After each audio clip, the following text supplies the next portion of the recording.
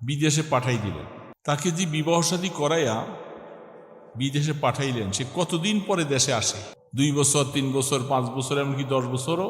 এই 10 বছর পর্যন্ত সে সেখানে থাকে, তার পরিবার বিবি কোথায়?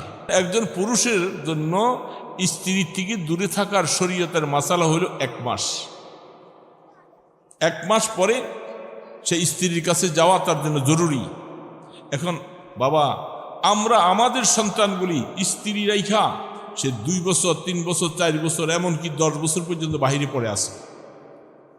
তো এই মহিলা, সে পরকীয় নারী, পরকীয় প্রেমে জড়াবে না, সে জিনা করবে না, এটা আপনি কিভাবে সাক্ষী দিতে পারেন? মহিলা তো বাস্তবেই, সে যেহেতু আপনি শরীয়তের হুকুম লঙ্ঘন করেছেন, সে তো জিনার মধ্যে জড়াই যাবে।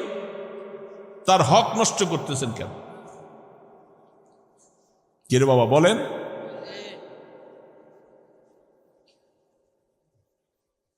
শরীয়তের হুকুম আপনি দেখবেন না, আপনি শুধু অর্থ দেখবেন। বিদেশে আছে, তারপরে এই ছেলেটা বিদেশের মধ্যে সে চরিত্র বাছাইয়া কিভাবে থাকতে পারে, আল্লাহ পাক তো তার জন্য একটা খাহেসাত, একটা যৌন ক্ষুধা তার মধ্যে দিয়েছে, মহিলাকেও দিয়েছেন। এখন কত মহিলা স্বামী বিদেশে, টাকা পাঠাইলে লাভ হবে কি? চোখের পানিতে তার বালিশ ভিজে যায় রাতকে রাত। বলেন ঠিক না ঠিক বলেন? অনেক বাবা তার মেয়েটাকে বিবাহ দিবার সময় দেখে যে ছেলে বিদেশ থাকে, অনেক সময় আমি বিদেশি ছেলের কাছে মেয়ে বিবাহ দিব, সেইখানে হয়তো স্বামীর সাথে তার দেখা সাক্ষাৎ হয়েছিল 2 মাস, 2 মাস পরে ছেলে চলে গেছে, এখন একটা সন্তান নাই। 1 বছর 2 বছর চলে যাচ্ছে, মেয়েটার স্বামীও নাই, একটা সন্তানও নাই। এখন ডাক্তাররা বলতেছে স্ত্রী পাশে তোমাকে থাকতে হবে যদি সন্তান তুমি পাইতে চাও। সেটা সম্ভব না, কারণ চাকরিতে গেছে, সেখানে আবার 2 মাস 2 বছর ছাড়া আর ছুটি পাবেন। এটা বাস্তব কথা না বাস্তব কথা বলেন তো বাবা? এই অবস্থায় আমরা আমাদের দেশে আছি। যারা বিজাতি, ইহুদি নাসারা, তাদের মধ্যে জেনার প্রবণতা বেশি। তাদের কাছে শরীয়ত নাই, কিছু নাই। তারা বলছে বাস যার সাথে যার মন নেওয়া দেওয়া করতে পারো, তাদের তো হিসাব নিকাশ নাই, আখেরাত নাই, পরজীবন নাই। এরা জেনা করে জীবন কাটাইতেছে। মেয়ে যাকে মনে হচ্ছে তার সাথে চলে যাচ্ছে, পুরুষ যাকে ভালো লাগে তার সাথে তার জিন্দগি চলছে। কিন্তু মুসলমান, তোমার জন্য তো বৈধতা চিন্তা ভাবনা করতে হবে। ঔষধ তো আল্লাহ পাকের কোরআন। সেই ওষুধগুলি প্রয়োগ করতে গেলে আমাদের মন ভাঙিয়া যায়, কষ্ট লাগে। তারপরে দেখেন, আমি আজকেও বুখারী শরীফের প্রথম দিক থেকে কিছু মোতালা করেছিলাম। গতকাল দেখেছিলাম কিতাবুল ইলম সম্পর্কে। বুখারী শরীফের অনেকগুলি কথা, এগুলি বললে এখন আপনারা অনেকেই বলবেন যে হুজুর এই কথাগুলি তো আমরা মানলে আমাদের অনেক কষ্ট হয়। এখন মানলে যদি কষ্ট হয় তাহলে মানবি কারা? কোরআন মানার জন্য আসছে না জমিনে? আল্লাহ রসুল কোরআনটা নাজিল করলেন কেন? এটা শুধু কেবল এই তেলাওয়াত করে শেষ করে দিবেন, আর কোনো মানামানি নাই, এই জন্য কি কোরআন পাঠাইছে? আল্লাহ দেখেন, যে সমস্ত সন্তানরা আমাদের দেশে পেপার খুললে দেখে রেমিটেন্স, বিদেশি টাকায় আমাদের দেশটা নির্ভরশীল। বিদেশি টাকা পাইয়া আমরা খুব গর্ববোধ করছি। বিদেশিরা আমাদের দেশে কোটি কোটি ডলার পাঠায়, কি ঠিক না ঠিক বলেন? এখানে যদি একটা ছোট্ট কথা বলি, আপনারা চিন্তা করবেন যে এই কথা তো কি হল কথা, অথচ বাস্তব। হাদিস বুখারীর অস্বীকার করার জন্য নাই। সেটা হলো, আপনি তো আপনার ছেলে নাতিকে বিদেশে পাঠাই দিলেন, সে বিদেশে উপার্জন করে আনছে, আপনি খুশি, বাড়িতে বিল্ডিং হচ্ছে, সব কিছু হচ্ছে। তাকে যে বিবাহ শাদী করাইয়া বিদেশে পাঠাইলেন, সে কতদিন পরে দেশে আসে? কতদিন পরে আসে? 2 বছর 3 বছর 5 বছর এমনকি 10 বছরও আসে না। এই 10 বছর পর্যন্ত সে সেখানে থাকে, তার পরিবার বা বিবি কোথায়? বিবি বাংলাদেশ। হুজুর যে বলে গেলেন যে মোবাইলের কারণে অনেক সময় অনেকের বউ চলে যায়, আরেকজনের পরকীয় প্রেমে পৌঁছে যায়, এটা শুধু কেবল মোবাইলের দোষ দিলে চলবে না। আপনার শরীয়তের সাথেই তো আমরা মানতেছি না, শরীয়তের হুকুম পালন করতেছি। সেটা হলো শরীয়ত বলতেছে একজন মহিলাকে কমপক্ষে 4 মাস 10 দিন এতটুক পর্যন্ত তাকে সময় দেওয়া। এর বাহিরে স্বামী তার থেকে দূরে থাকলে তাড়াতাড়ি তাকে স্বামী পাশে নিয়ে আসা। হযরতে ওমর ফারুক রাদিয়াল্লাহু তাআলা আনহু তিনি রাত্রে ছদ্মবেশে ঘুরতেন বিভিন্ন জায়গায়। তিনি একটা ঘরের পাশে দিয়ে যাচ্ছেন। সেই ঘরের পাশে দিয়ে যাওয়ার পরে একজন মহিলা আরবিতে একটা দুঃখ ছন্দ বলতেছে, তার স্বামী নাই। ওনারা দুইজন কি কথা বলে আপনারা?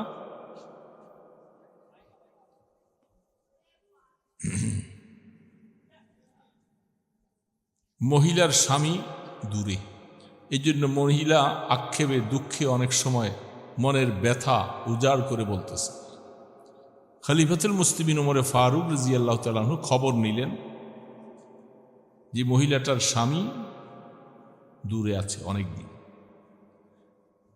তখন থেকেই ওমর ফারুক রাদিয়াল্লাহু তাআলা আনহুর খেলাফতকালে তিনি সৈন্যদের জন্য আইন করে দিলেন 1 মাস 2 মাস 3 মাস 4 মাসের অধিক কোনো পুরুষ স্ত্রীর থেকে দূরে থাকতে পারবে না। সৈন্যদের জন্য এটা নিষেধ করে দিয়েছে।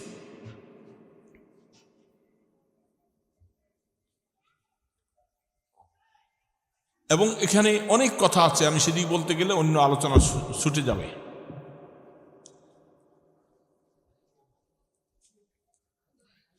মহিলা শরীয়তের মাসালা অনুযায়ী আয-যানি ওয়াজ-যানিয়াতু ফাজলিদু কুল্লা ওয়াহিদিন মিয়াতু জালদা। সেখানে এই আয়াতের তাফসীর দেখলে বোঝা যাবে আল্লাহ সুবহানাহু ওয়া তাআলা জেনাকারিনী মহিলার কথা আগে বলছে।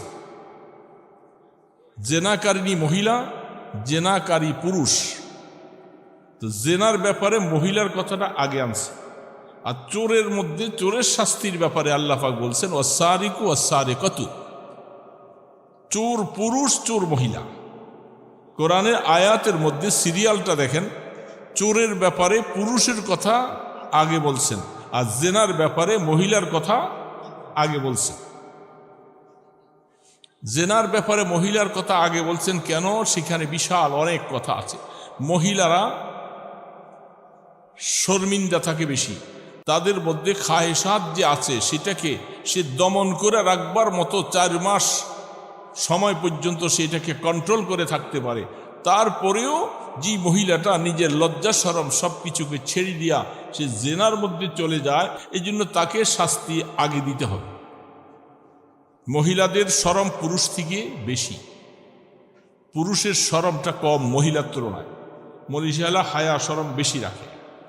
সেই হায়া শরমকে ত্যাগ করে যখন সে জেনার মধ্যে চলে গেল, তাহলে তাকে শাস্তিটা আগে দেওয়া দরকার। সে কেন জেনার মধ্যে আগে গেল? এবং শরীয়তের মাসালা, একজন মহিলার স্বামী মারা গেলে তাকে বিবাহ শাদী বন্ধ হয়ে থাকতে হয়। শরীয়তের মাসালা কতদিন বাবা বলেন তো? কারেন্ট গেছে গা, ইন্না লিল্লাহি ওয়া ইন্না ইলাইহি। শরীয়তের মাসালা, কোরআনের মাসালা হলো 4 মাস 10 দিন পর্যন্ত এই মহিলা ভালো সুন্দর কাপড়, স্বর্ণ অলঙ্কার আদি এগুলি পড়তে পারবে না, স্বামীর শোক পালন করবে। শরীয়তের মাসালা হলো 4 মাস। বলেন না কয় মাস? এই মাসালা জানা আছে তো? স্বামী মারা গেলে এই মহিলাকে ইদ্যত পালন করতে হয় কোরআনের ভাষায় 4 মাস 10 দিন। অনেক মহিলারা মাসালা জানে না, পুরুষরাও মাসালা জানে না। মহিলা এখনো কানের মধ্যে তার অলঙ্কার আছে, হাতে স্বর্ণের চুড়ি আছে, সে সৌন্দর্য পোশাক পরে পরে চলে। শরীয়তের মাসালা বলে তোমার জন্য এটা নাজায়েজ, তোমার স্বামী মারা যাওয়ার পরে 4 মাস 10 দিন পর্যন্ত তোমাকে শোক পালন করতে হবে, তুমি স্বর্ণ অলঙ্কার দিয়ে এগুলি সব খুলে ফেলতে হবে, স্বামীর শোক পালন করে তোমাকে 4 মাস 10 দিন অতিবাহিত করতে হবে। মাসালাটা বুঝছেন তো? এখন আমাদের সমাজে এটা চালু আছে না নাকি? সর্ব জায়গায় চালু নাই, কারণ এই মাসালাটা কোরআনের মাসালাটা আলোচনা আসে না। তো আল্লাহ রাব্বুল আলামিন বলছেন একজন পুরুষ, তার জন্য শরীয়তের মাসালা হলো সে 1 মাস পর্যন্ত স্ত্রীর থেকে দূরে থাকার হুকুম। 1 মাসের ভিতরে তাকে স্ত্রীর সাথে তার মেলামেশা হওয়ার জরুরি। এই জন্য শরীয়তের মাসালা বলছে মেয়েরা যেহেতু 4 মাস 10 দিন পর্যন্ত থাকতে পারে, তার জন্য শরীয়তের মাসালা বলে এই জন্য বলতেছেন ফানকিহু মা তাবা লাকুম মিনান নিসাই মাসনা ওয়া সুলাসা ওয়া রুবা। এই জন্য শরীয়তে পুরুষের জন্য 4 জন পরিবার বিবাহ করা হালাল। আলহামদুলিল্লাহ। এগুলি অনেক অনেক কথা, এগুলি বলতে সময়ের কথা। এই জন্য একজন পুরুষের জন্য স্ত্রীর থেকে দূরে থাকার শরীয়তের মাসালা হলো 1 মাস। 1 মাস পরে সে স্ত্রীর কাছে যাওয়া তার জন্য জরুরি। এখন বাবা, আমরা আমাদের সন্তানগুলি স্ত্রী রাইখা সে 2 বছর 3 বছর 4 বছর এমনকি 10 বছর পর্যন্ত বাহিরে পড়ে আসে। তো এই মহিলা সে পরকীয় নারী, পরকীয় প্রেমে জড়াবে না, সে জিনা করবে না, এটা আপনি কিভাবে সাক্ষী দিতে পারেন? মহিলা তো বাস্তবেই সে, যেহেতু আপনি শরীয়তের হুকুম লঙ্ঘন করেছেন, সে তো জিনার মধ্যে জড়াই যাবে। তার হক নষ্ট করতেছেন কেন? কে রে বাবা বলেন?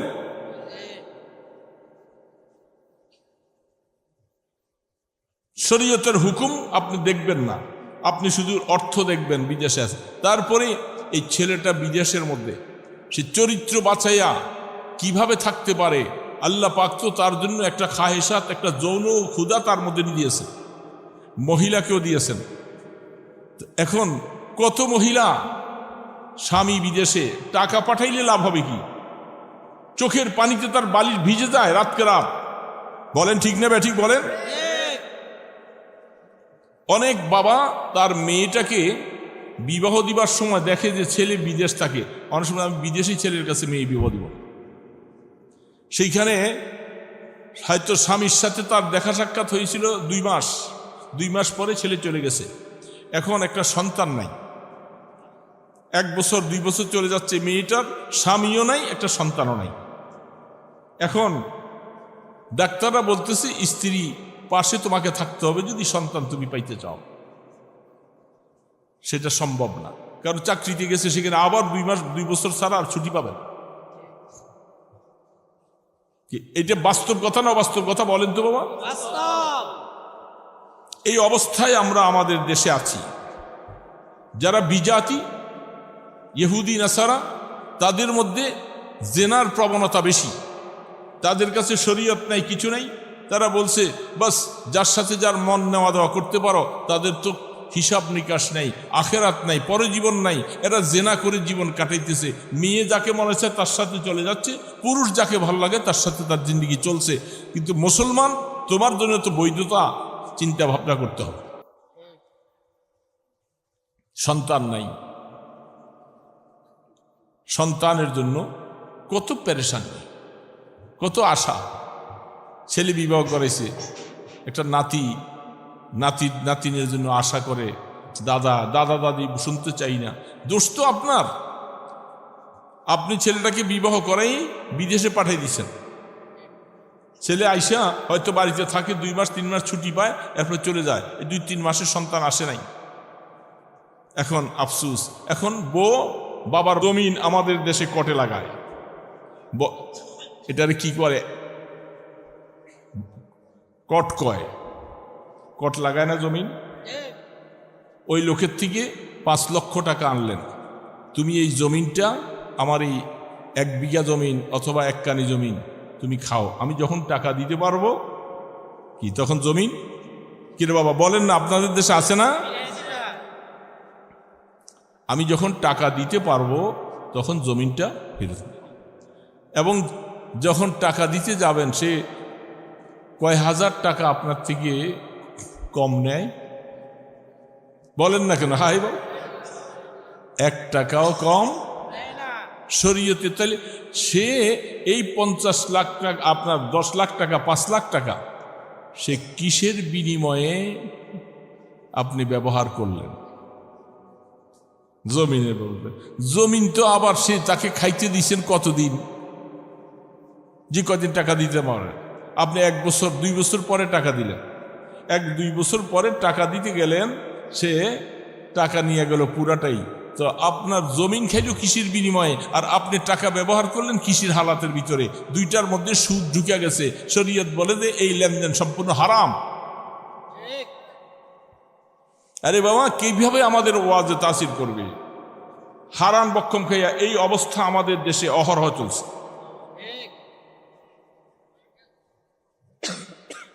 আমরা তো বেশি দূরের না, যদিও নারায়ণগঞ্জ থেকে আসি, আমরা আপনাদের চাঁদপুর জেলার মানুষ। কচুয়া রহিমানগর এলাকায় আমাদের বাড়ি। সেইখানে আমরা তো আমাদের দেশে অবস্থা বুঝি। এই জমিনের কর দেওয়া 1 টাকাও কম নিবে না। 1 টাকাও যখন কম নিবে না, আপনি জমিন খাইলেন 1 বছর, কৃষির বিনিময়ে খাইলেন, টাকা তো আপনি পুরে নিয়ে গেলেন, টাকা তো পুরে নিয়ে গেলেন, তো 1টা বছর জমিন খাইলেন, জমিটা কৃষির বিনিময়ে খাই। সম্পূর্ণ শরীয়তে এই ধরনের পন্থা না জায়েজ। বৎসরে হিসাবে 3 বৎসর একটা কর্তন যাইতে হবে। সামাজিক হিসাবে সিস্টেমে এই 1 বৎসরে এতটুকু জমিন আমি খাইলে আমার থেকে 2000 টাকা বা 1000 টাকা 3000 টাকা কর্তন যাইতে হবে, তাহলে শরীয়তে হালাল হবে। তা না হলে আপনাদের উভয়জনের লেনদেনটা হারাম। কি রে বাবা, বাজারের মধ্যে ছোট ছোট দোকানে সব সুদি কাজ কারবার, ছোট ছোট মুদি দোকান কো দেয়, গ্রামীণ ব্যাংক, ক্যারিটাস, আশা, এই সমস্ত ছোট ছোট দোকানদারকে 5000 টাকা, মুরগির খামার করে 10,000 টাকা 20,000 টাকা দেয় কি দেয় না? মাসে মাসে এত টাকা সুদ দিতে হবে। মহিলারা পর্যন্ত এই ব্যবসায় জড়িয়ে গেছে। ঠিক না ব্যাঠিক বলেন? সুদের 1টা টাকা নবী আলাইহিস সালাতু ওয়াস সালাম বলছেন, খুলে দেখেন বুখারী শরীফ, সুদের 1টা টাকা যদি জেনে বুঝে কেউ খাইল, আপন মায়ের সাথে 70 বার জিনা করার সমপরিমাণ গুনাহ হবে।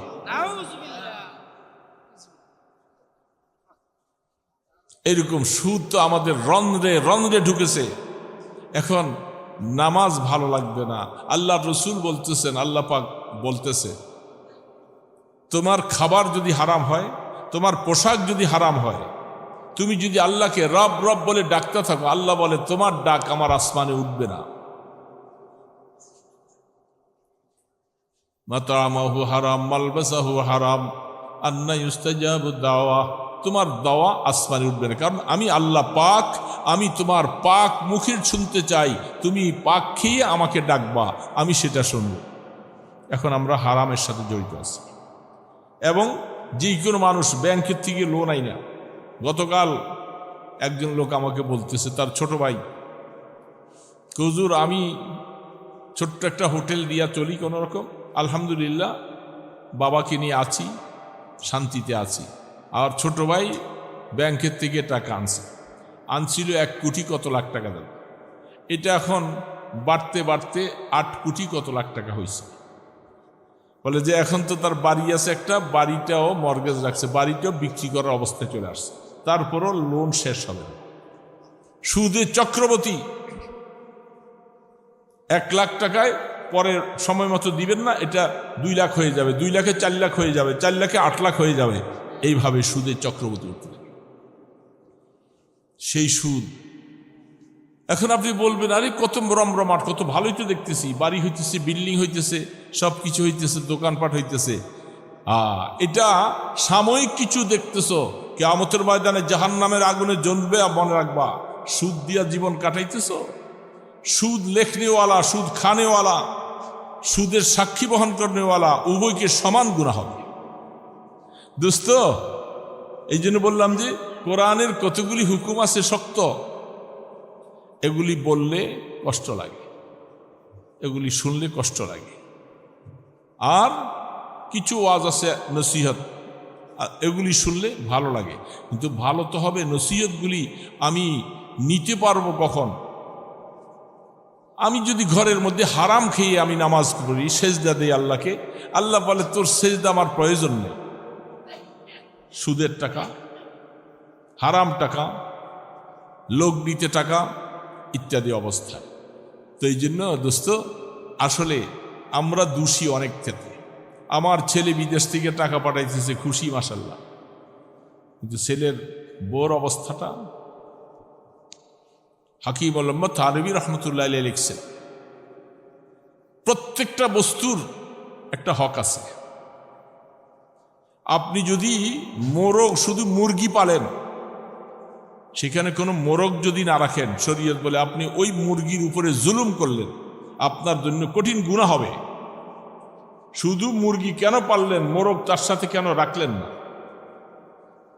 শুধু হাসি পাললেন, হাসা কেন রাখলেন না? গরুর মধ্যে শুধু গাভী পাললেন, কেন ষাঁড়ের সাথে তার সম্পর্ক করাইলেন না? কারণ আমার আল্লাহ পাক বিপরীত লিঙ্গ প্রত্যেকটা জিনিস মধ্যে দিয়া দিয়েছেন, কি দেয় নাই? তাদের মধ্যে কি এরকম যৌন চাহিদা আছে না নাই?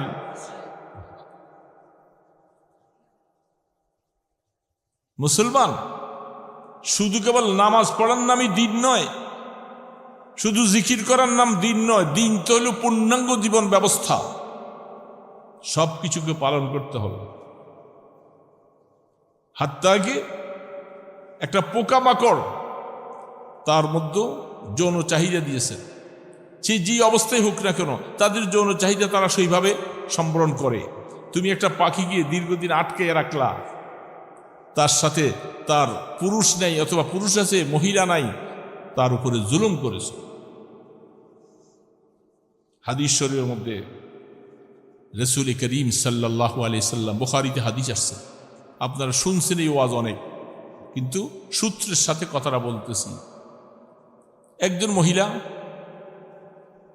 সে একটা বিড়ালকে আটকে রাখছে, দীর্ঘদিন আটকে রাখছে, তাকে ঠিকমতো ভরণ পোষণ খাওয়া দাওয়া দেয় না। এই অবস্থায় বিড়ালটা মারা গেছে। বুখারী আলাইহির রাহমা হাদিস আনছেন, আল্লাহ রাসূল বলছেন, এই কারণে মহিলাটা কিয়ামতের মাঠে জাহান্নামে জ্বলবে। আরেকজন দুশ্চরিত্রা মহিলা,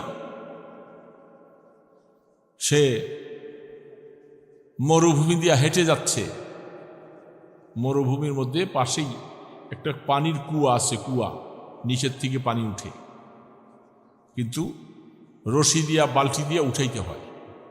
একটা কুকুর মরুভূমিতে দৌড়াইয়া সেই কুয়াটার চতুর্পাশে জিহ্বা লম্বা করে হা হা করতেছে, একটু পানির পিপাসা মিঠাইবার মতো কোনো ব্যবস্থা নেই।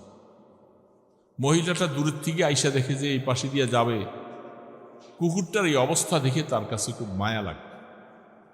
আহা, একটা প্রাণী, যেহেতু এটা তো আল্লাহর মখলুক, আমাকে যে আল্লাহ বানাইছে, এই কুকুরটাকেও সে আল্লাহ বানাইছে।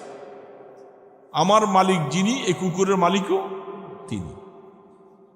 তিনি তখন বুদ্ধি না পাইয়া নিজে একটা বুদ্ধি তৈরি করলেন। পায়ের মধ্যে চামড়ার মোজা ছিল, আমাদের দেশে এখন চামড়ার মোজা ব্যবহার করে অনেকে, দেখেননি? বেশি শীত পড়লে এই চামড়ার মোজাটার মধ্যে তার ওড়নাটা পেঁচাইছে, পেঁচাইয়া কুয়ার মধ্যে ফালাইয়া এটা দিয়ে একটু পানি উঠাইছে, পানি উঠাইয়া কুকুরের সামনে দিছে, কুকুরটা পানি খাইয়া তার তৃপ্তি লাভ করছে। বুখারী আলাইহির রাহমা, আল্লাহর নবী, আমাদের নবীজি হাদিস বয়ান করছেন যে এই উসিলা কিয়ামতের ময়দানে মেয়েটাকে আল্লাহ মাফ করবে, যে আমার একটা মখলুকের প্রতি তুমি এত দয়া করছো। কারণ দয়া করা তো এটা আমার শান, তো আমার দয়ার এই গুণটা তুমি একটা মখলুকের উপরে করেছো। দোস্ত, হযরত বাইজিদ বুস্তামি রহমতুল্লাহ আলাইহি, তিনি একদিন, এত বড় আল্লাহর ওলি, তিনি একদিন বৃষ্টির মধ্যে তার ঘরের পাশে যেখানে শুইছেন, একটা বিড়ালের বাচ্চা মেও মেও করে চিৎকার করতেছে, কাঁদতেছে। আরে বিড়ালে বাচ্চাটা কেন এরকম করে আনতেছে? তার ঘুম হারাম হয়ে গেছে। উঠা দেখে যে বৃষ্টির কারণে বিড়ালে বাচ্চাটা শীতে খুব কষ্ট পেয়ে কাঁদতেছে। তিনি বাচ্চাটাকে হযরত বাইজিদ বুস্তামি রহমতুল্লাহ আলাইহি তিনি বিড়ালে বাচ্চাটাকে উঠাই না, কাপড় দিয়া মুইসা পরিষ্কার করে তার কম্বলের সাথে তুমি রাখছে। বিড়ালে বাচ্চাটা এই আরাম পাইছা গরম হয়েছে শরীরটা, সকালবেলা তাকে খানা টানা খাওয়াই ছেড়ে দিয়েছে। হযরত বাইজিদ বুস্তামি রহমতুল্লাহ আলাইহিকে একজন স্বপ্নে দেখেন আল্লাহ আপনার সাথে কি ব্যবহার করলেন। বাইজিদ বুস্তামি বলতেছেন, আমার কোনো আমলের দিকে আল্লাহ তাকান নাই। আল্লাহ পাক আমাকে বলে, বাইজিদ তুমি আমার এই একটা আদনা মখলুকের প্রতি তুমি এমন দয়া করলা, এই উসিলে আমি বাইজিদ তোমাকে মাফ করে দিলাম। দোস্ত, আল্লাহর একটা সৃষ্টিজীবের প্রতি এমন দয়া। তো সেই জায়গার মধ্যে সৃষ্টিজীবগুলাকে আপনি এইভাবে আটকে রাখবেন।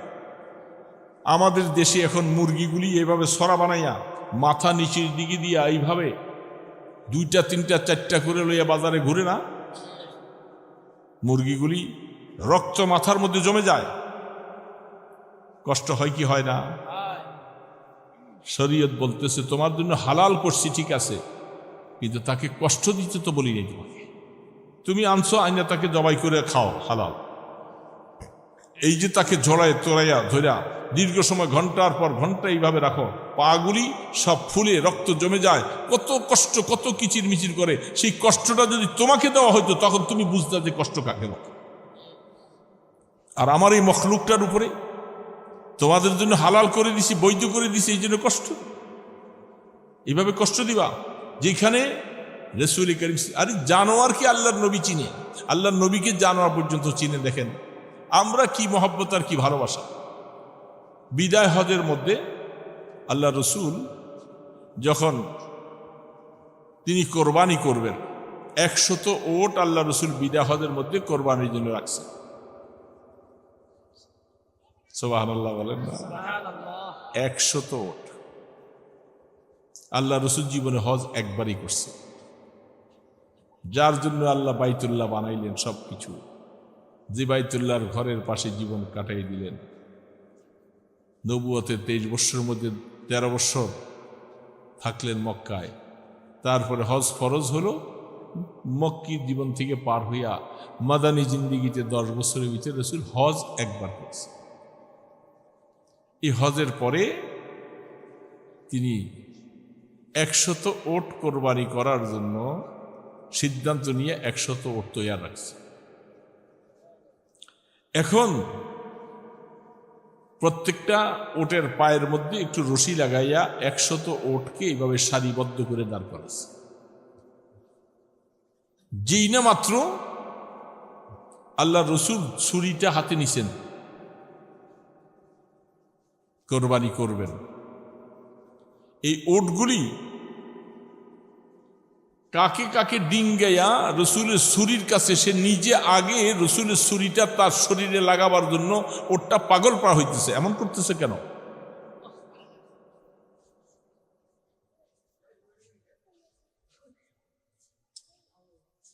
তো বলতেছিলাম ওটগুলি, দোস্ত ওটগুলি কেমনে বুঝলো যে আল্লাহ রসুল 63টা ওট নিজের হাতে জবাই করবেন? আল্লাহ রসুলের হায়াত কতদিন বলেন না? কতদিন? 63 বৎসর। এর জন্য রসুল নিজের হাতে 63টা ওট জবাই করবেন। ওটগুলাকে কেমনে বুঝালো যে 100 ওটের মধ্যে 63টা রসুল নিজের হাতে জবাই করবেন আর বাকিগুলি সাহাবাদের দিয়া করাইবেন?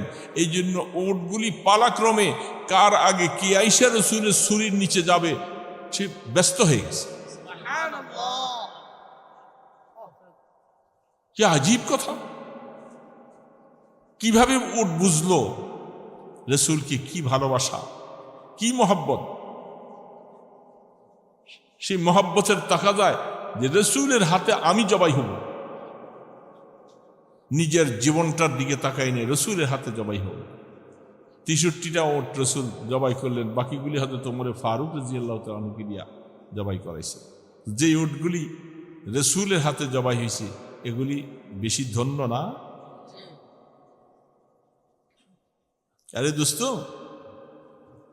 জানোয়ার নবীকে চিনছে, আমরা জানোয়ারকে চিনি না। আল্লাহ রসুল যখন ইন্তেকাল করেন, রসুল ইন্তেকালের সময় রসুলের একটা গাধা, বুখারীতে অনেকগুলি হাদিস আসছে, একটা গাধা একটা ওট, গাধাটা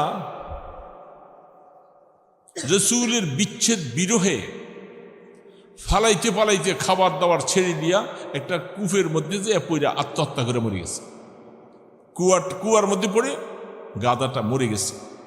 রসুল নাই দুনিয়াতে, আমি গাধা দুনিয়াতে আর বাঁচতে চাই না।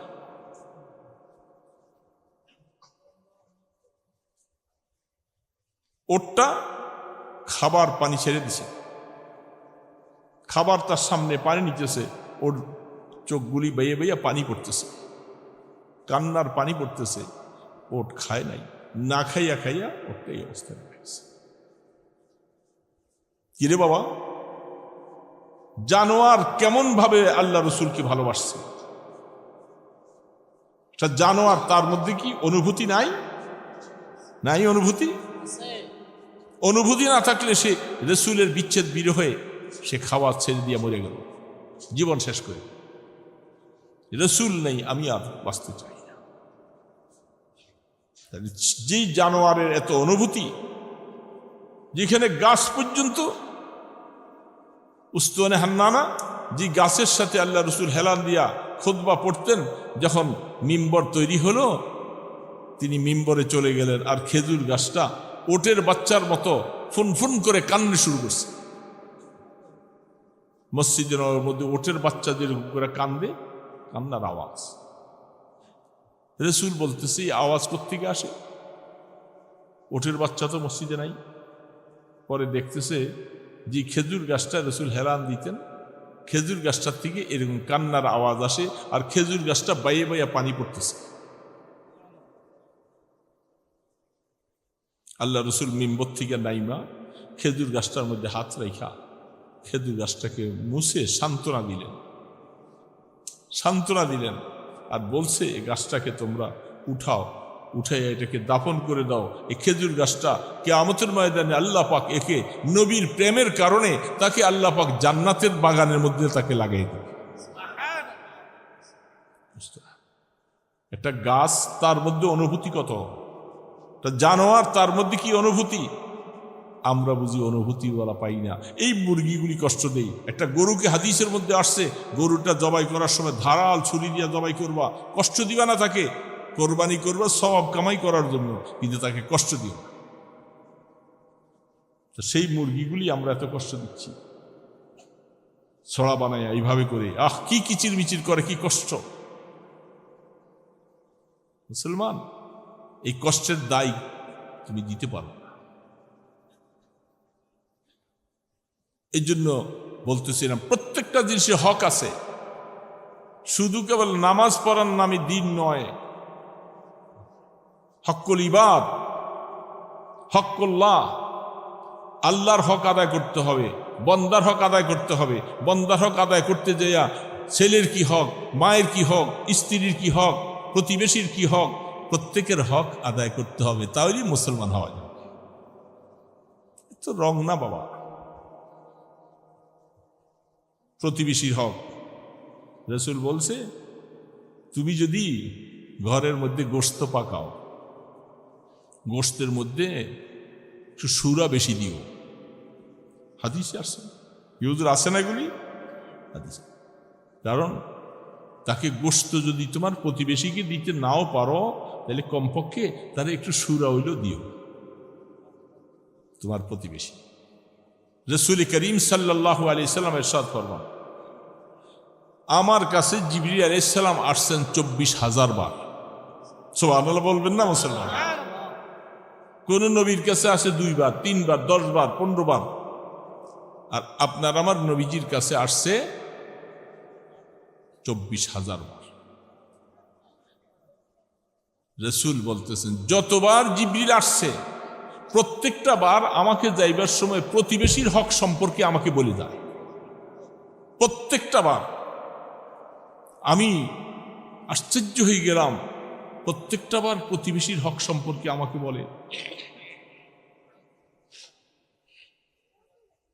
সেই জন্য রাসূল বলছেন, তুমি পেট ভরে খাও, আর তোমার প্রতিবেশী যদি না খেয়ে সে সারা রাত কাটাইয়ে দেয়, তার কাছে খানার কোনো ব্যবস্থা নাই, বাল বাচ্চা নিয়ে বহুত কষ্টে আছে, সে খেতে পায় না, তুমি জান্নাতে যাইতে কষ্ট হবে। প্রতিবেশী, হাত্তা কি রাসূলুল্লাহর প্রতিবেশী তো যদি তোমার গায়রে মুসলিমও হয়, তবু প্রতিবেশীর একটা হক আছে তোমার উপর। ওয়াবিল জারি জিল কুরবা ওয়াল জারি জিল জুনুব, কোরআনে আল্লাহ সুবহানাহু ওয়া তাআলা বলছেন। আমি তো আয়াত পড়তেছি না, শুধু আপনার কথাগুলি বলতেছি। কোরআন বলছে, হাত্তাকে যদি তুমি একটা রিকশায় উঠছো, গাড়িতে উঠছো, দুইটা সিট, তুমি আগে উঠছো, তুমি যে পরে উঠছো, তো তুমি সিট তো দুইজনের সমান, পয়সা সমান না, সিটও তো সমান। তুমি আগে যে একবারে সারাইয়া বেশি করে বসে রইলা, পরেওয়ালা যে বসতে জায়গা পায় না, তার যদি বলে যে ভাই একটু চাপেন না, আর চাপা যাবে না, পারলে বসে উঠে যান, কি গরম হয়ে যায়। অল জারিজিল জুনুব, কোরআনের আয়াত বলতেছেন, তোমার যে পাশে বসছো এই জায়গার মধ্যে আল্লাহ পাক তোমাকে একটা হক দিয়েছে, প্রতিবেশীর হক আদায় করো। আহা, কোরআন তো আমরা বুঝি না বাবা, বুঝতেও যাই না। প্রতিবেশী, সফরে যাইবা, যে কোনো জায়গায় যাবা, তোমার সাথে তোমার যে সাথী থাকবে সে তোমার প্রতিবেশী, প্রতিবেশীর হক আদায় করতে হবে। তাহলে সেই হিসাবে হাত্তাকে আপনি আপনার ছেলে, আপনি মাশাআল্লাহ এই যে কমলার দিন আসছে, আমের দিন আসছে, সুন্দর সুন্দর আপনার ছেলে, আপনি পয়সা আছে, আম কমলা কিনে বাড়িতে এনে রাখছেন, আপনার ছেলেদের হাতে দিলেন, নাতিদের হাতে দিলেন, এটা নিয়ে বাহিরে নিয়ে ঘুরে খায়। রাসূল বলে, খবরদার, তুমি ভুল করেছ, পারতপক্ষেও ওই বাড়িতে ওই ঘরের মধ্যে দুইটা কমলা, একটা কমলা দাও।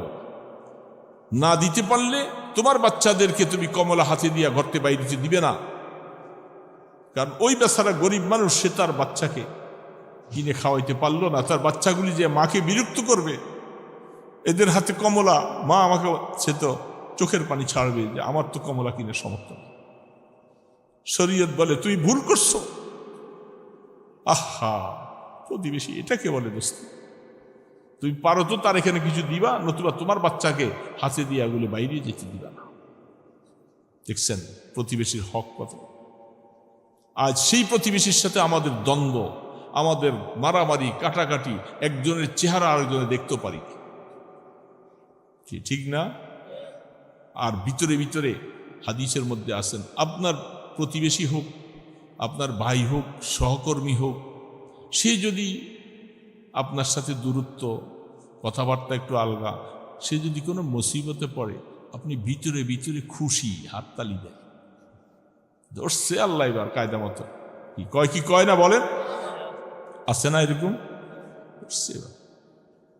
আহা, শরীয়ত বলে এই ধরনের মন্তব্য করা কোনো মুমিনের জন্য বৈধ না, হালাল না।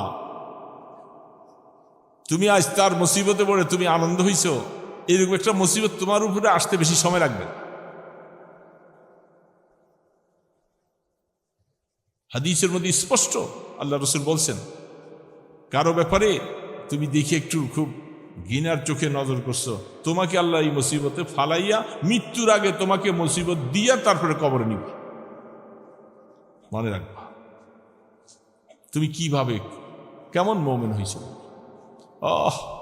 মুমিন তো কেমন অবস্থা হইতে হবে। এই জন্য ছোট্ট আয়াত পড়েছি, কথা সামনে যাব না। ইন্নামাল মুমিনুনা আল্লাযীনা ইযা যুকিরাল্লাহ, এইখানে তাফসীর করলে এগুলি সবগুলি আসবে। ইন্নামাল মুমিনুনা আল্লাযীনা ইযা যুকিরাল্লাহ ওয়াজিলাত কুলুবুহুম। মুমিন তো ওই ব্যক্তি হবে যার কাছে কোরআনে আয়াত আসবে, আল্লাহর হুকুম আসবে, কোরআনে আয়াতগুলি, হুকুমগুলি আসলে তার কাছে এত তৃপ্তি লাগে, এগুলি পালন করতে তার কাছে ভালোই লাগে, এটা হবে মুমিন। মুমিন শুধু কেবল টুপি মাথায় দিলাম, দাড়ি রাখলাম, আর মাশাআল্লাহ কয়েকদিন চললাম, কোরবানি খাই, গোস্ত খাইলাম, এই মোমেনের কাছে আল্লাহ পাকের হুকুম যখন আসবে, আল্লাহ পাকের হুকুম সামনে যখন চলে আসবে, তখন সে কলিজাটা থরথর করে কাঁপবে, তার এটা আল্লাহর হুকুম।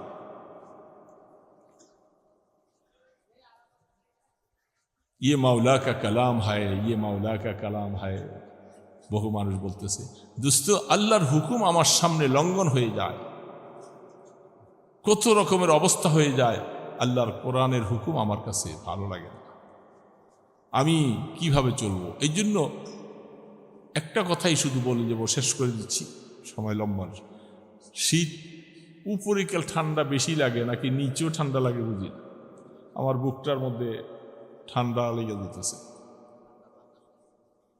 এই কালকেও প্রোগ্রাম করছিলাম, সেই ওই কচুয়ার উত্তরে কি জানি নাগদানা কি জানি আছে, হাই ঠান্ডা, এত ঠান্ডা পড়ছে, আমি আর স্টেজে বসতে পারতেছিলাম, কঠিন অবস্থা, কুয়াশা, ঠান্ডা, কিন্তু শহরে কোনো ঠান্ডা নেই, সেখানে বাতি বেশি, বিল্ডিং বেশি, বাতাস ঢুকে না।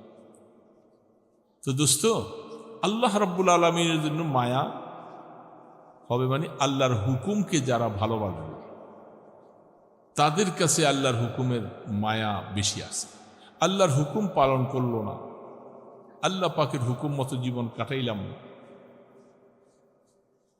আলা কুল্লুকুম রাইন ওয়া কুল্লুকুম মাসউলুন আন রাইয়াতিহি,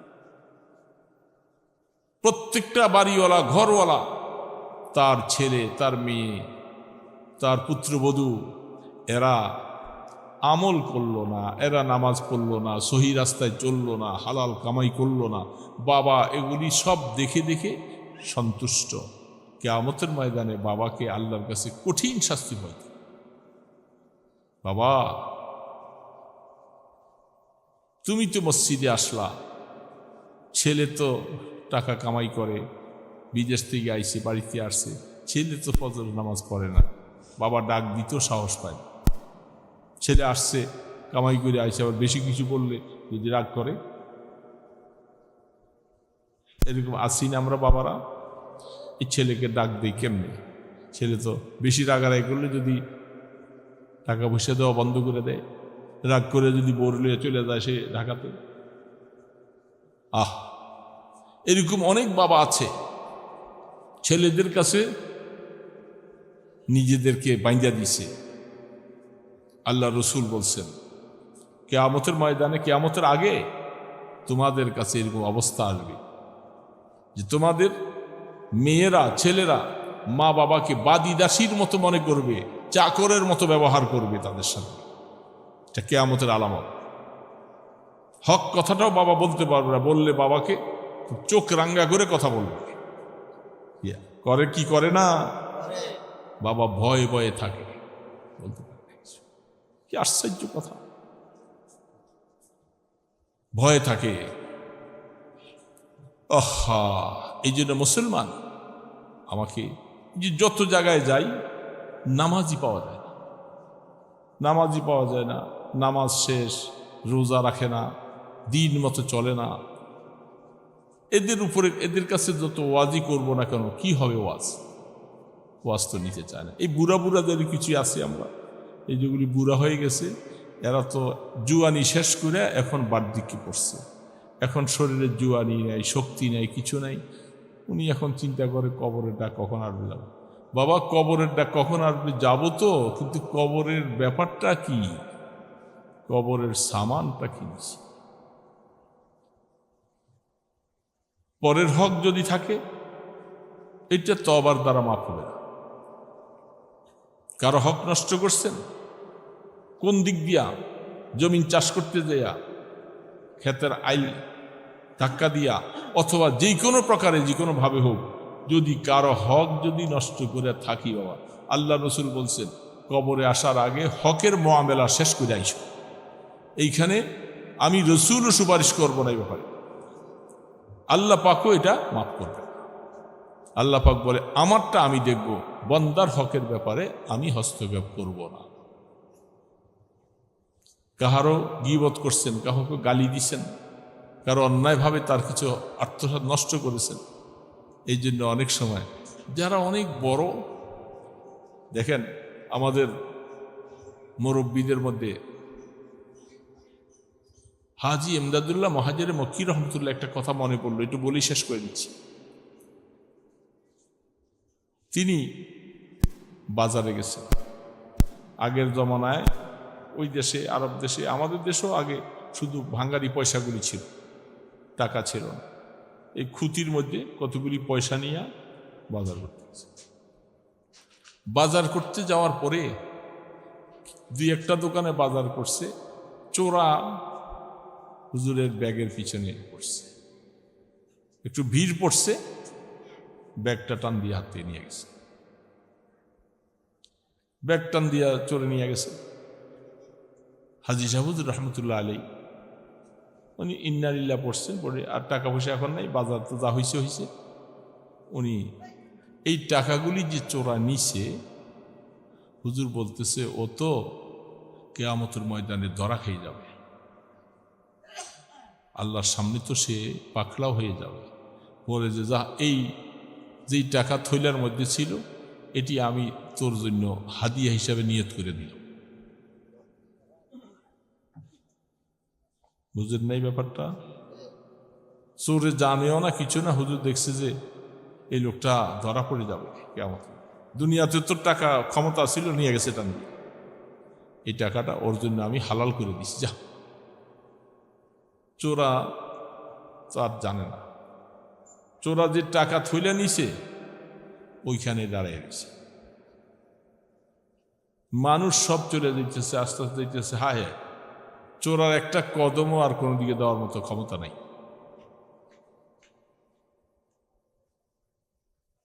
পথ দেখে না কোনো দিকে। মানুষ চলে যাওয়ার পর দাঁড়িয়ে এই লোকটা যে কোন সময় থেকে দাঁড়াই আছে এখানে, কি ব্যাপার, যা জিজ্ঞাসা করে, এই মিয়া তুমি এখানে দাঁড়াইছো কেন এত সময় পর্যন্ত, তুমি যাও না কেন এখানে? চোরা বলতেছে, ভাই আমি তো চোখে কিছু দেখি না, তো কোথায় তোমার বাড়ি, কোথায় কি খোঁজ খবর নিয়ে দেখছি, বাড়ি অমুক জায়গায়, তো যাও। তো আর ঘটনাটা কি? বলে আমি এইখানে একজন হুজুর বাজার করতে আসছিল, আমি ওনার এই টাকার থৈলাটা চুরি করে নিয়ে গেছি। নিয়ে যাওয়ার পরের থেকে আমি রাস্তা দেখা বন্ধ হয়ে গেছে, আমি আর চোখে কিছু দেখি না। খবর লইছে, দোকানদারদেরকে জিজ্ঞাসা করলেন যে হুজুর কে আসছিল বাজার করতে এখানে, আপনাদের তে সদাই টদাই কিনছে? সবাই বলতে হাজী শাহ হুজুর, হাজী ইমদাদুল্লাহ মহাজের মক্কি রহমতুল্লাহ আলী। তখন সবাই বলতো, কাম তো তুমি সারছো, তুমি মানুষ ছিল না, চুরি করছো যে বুঝে শুনে চুরি করা দরকার ছিল। তুমি তো চোখে দেখবা না, তুমি রাস্তা পাইবা না খুঁজা। কি করা? তুমি এখান থেকে নিয়ত করো, হুজুরের টাকাটা তাড়াতাড়ি আবার যাইবা, হুজুরের বাড়ির যাইবা, টাকাও দিবা, মাপ চাইয়া ক্ষমা লই আইবা। এই নিয়ত করলে হয়তো আল্লাহ তোমার রাস্তা খুলে দিবে। সেইখান থেকে বৈশা নিয়ত করতেছে, ভুল তো করছি, আমি তো আর হুজুরে চিনি না, টাকা পাইছি লয়ে গেছি, আল্লাহ আমি এমন তবা করছি আর করব না, তোমার অলির কাছে আমি যাব, মাপ চাও। যে রাত্রিবেলা দরজা নক করছে, আল্লাহ পাক কখন তার চোখ খুলে গেছে, ওই নিয়ত ভালো হয়েছে। এখন হুজুর জিজ্ঞাসা করছে, এই রাত্রে কে তুমি? কে? হুজুর দরজাটা খোলেন। আরে বাবা দরজা খোলো, কে তুমি? হুজুর আমি তো আপনার ওই চোর, যে আমি আপনার টাকাটা যে বাজার থেকে নিয়ে গেছি আমি। হুজুর বলতেছে, ওই টাকা তোমার জন্য আমি হালাল করে দিছি, যাও যাও চলে যাও, মাফ করে দিছি। সে বলে যে হুজুর আমি যাব না, যতক্ষণ তো আমি আপনি একটু দরজা খোলেন, আমি আপনার সাথে কথা না বলা পর্যন্ত। হুজুর বলে, এই রাত্রে তুমি কষ্ট দিলা। জামিলা উঠছে, উঠে দাঁড়াইছে, আসার পরে পট করে হুজুর পায়ের মধ্যে জড়াই করছে। হুজুর আমি চিনতে পারিনি। না চিনো নাই, আমাকে বুঝতে পারে, আমাকে চিনতে পারো নাই, এরকম কোনো মানুষের হক এইভাবে আর জীবনে করবা না, এটা ওয়াদা। আমাকে চিনতে পারো না দিকে আমার হয়তো আর নিবে না কোনোদিন, এটা জীবনে কোনোদিন আর এভাবে কারো হক নিব না, আমি তোমাকে এটা মাফ করে দিছি, যাও, এটা তোমার জন্য হালাল চলে গেছে, সুস্থ হয়ে গেছে, ভালো হয়ে ফিরে আসছে। এই জন্য অনেক আল্লাহওয়ালারা দেখো অনেক সময় চোরে কিছু লইয়া গেছে, ওই বেটারে আটকে রেখে কি লাভ হবে, আমি তো আখেরাতে সওয়াব পাবো আল্লাহর কাছে, মাফ করে দিছি না। এরকম বহু মানুষ অনেক সময় আছে। এই জন্য পরের হক যদি কোনো আমরা কারো কাছে পাওনা থাকি, মাফ করে দিলে আল্লাহ আমাকেও মাফ করে দিবে। আর যদি এটা পাকড়াও করে ধরে রাখতে চাই, কিয়ামতের ময়দানে সে সওয়াব দিবে, আমিও তো আবার আরেকজনের কাছে এরকম জানা আছি। এই জন্য পরের হকের ব্যাপারে সবসময় খেয়াল রাখবো। পরের হক যেই কোনোভাবে হোক, গীবত করছি, গালিগালাজ করছি, আল্লাহ রসুল বলছেন, উম্মত এগুলি মুআমেলা শেষ কইরা কবরে আইসো, নতুবা কিয়ামতের ময়দানে যা কিছু করছো সব দিয়া দিত। এটা কঠিন মাসালা। এই জন্য দোস্ত, আমি অন্যদিকে ওয়াজে গেলাম না, এই কথাগুলি বললাম যে আমাদেরকে প্রতিবেশীর হক আদায় করতে হবে। আমি নিজে যেন নিজের ঘরগুলোকে ঠিক করি, ছেলে মেয়েদেরকে। আর যাদের ছেলে পেলে বিদেশে থাকে, সন্তানকে বিদেশে পাঠাইবেন বিবাহ শাদী করাইবার আগে। বিবাহ শাদী করুক, 2-4 বছর বিবাহ শাদী করে আসুক, আর দুনিয়াদারি করে আসুক, আশা করব। এরপরে যারা বিবাহ শাদী করছো, এরা বউ বেটি ফালাই ফিয়ে বিদেশে পড়ে থাকবা। আগের দিনে শুধু কেবল তবলিগোলাদেরকে কাইলিত, হ্যাঁ, তবলিগোলা 3 চিল্লে জায়গায় এরা বউ বেটি ফালাই ফিয়া দিয়া। কে বলছে এ করে এই তবলিগ করতে জায়েজ কিনা? তোমাদের জন্য জায়েজ, তবলিগোলাগুলি জায়েজ না। হ্যাঁ, তুমি যে 5 বছর 7 বছর ধরে থাকো বউ বেটি ফালাইয়া, এটা জায়েজ? হ্যাঁ, এটা জায়েজ নাই দোস্ত, জায়েজ নাই। যেন বোঝার জন্য আমরা চেষ্টা করব। আল্লাহ সুবহানাহু ওয়া তাআলা এই ছোটাফাটা কিছু কথা আমাদেরকে আমল করার তৌফিক দান করেন। জিন্দিগি তো গড়াইতে হবে বাবা, চলেই যাও দুনিয়ার থেকে। এই জন্য আখেরাতের কিছু সামান নিয়ে দেওয়া দরকার, নতুবা তো সেই দিন কী হবে জানি না, কী মুআমেলা হবে আল্লাহর কাছে। আল্লাহ পাক আমাদেরকে এই ছোটোখাটো কথাগুলি সংশোধন হয়ে আল্লাহর কাছে খাঁটি তওবা করে কবরে যাওয়ার তৌফিক দান করেন। আস্তাগফিরুল্লাহ আল্লাযী লা ইলাহা ইল্লা হুয়াল হাইয়ুল কাইয়্যুম ওয়া আতুবু ইলাইহি। আস্তাগফিরুল্লাহ আল্লাযী লা ইলাহা ইল্লা হুয়াল হাইয়ুল কাইয়্যুম ওয়া আতুবু ইলাইহি।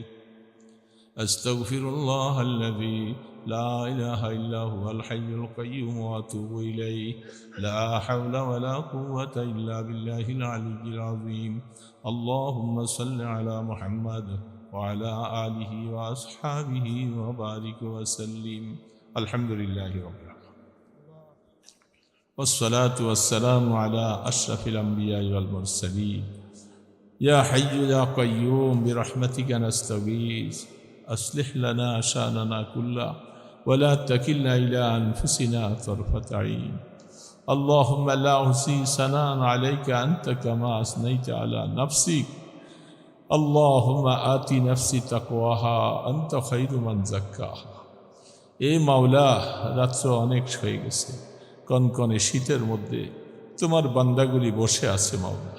আল্লাহ তাকাইয়ে দেখো, বুড়া বুড়া মুরব্বীরা বসে আছে। আল্লাহ, গুনাহ তো অনেক করে ফেলছি মাওলা, গুনার দিকে তাকাইলে তোমার রাগ উঠবে। দয়া করে আমাদের গুনাহগুলোর দিকে না তাকাইয়া আল্লাহ তোমার গোলাম হিসাবে আমাদেরকে মাফ করে দাও। আল্লাহ আল্লাহ, আমরা সবাই কবরের যাত্রী হব।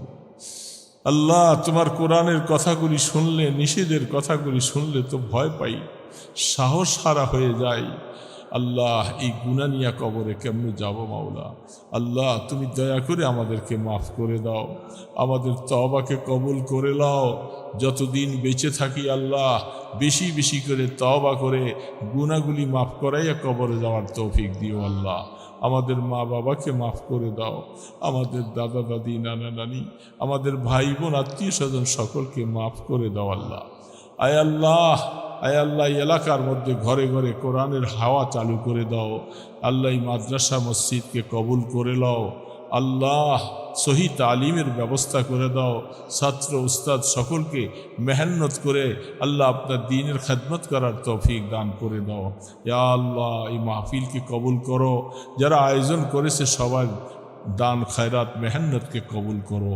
আল্লাহ, যখন দুনিয়ার থেকে নিবার জন্য ডাক দিবা আল্লাহ, ঈমানের সাথে আমাদের মওত দিও। আল্লাহ, ইয়া আল্লাহ, এই শীতের মধ্যে মওত হয়ে গেলে আল্লাহ অন্ধকার কবরে কেমনে থাকবো মাওলা, সেখানে কোনো বাতি নাই, কাপড় নাই, কিছু নাই। আল্লাহ তুমি কবরকে রহমতের কবর বানাইয়া দিও আল্লাহ। আয় আল্লাহ সোনার মদিনে আমাদের দুরুদ ও সালামের হাদিয়া পৌঁছাইয়া দাও।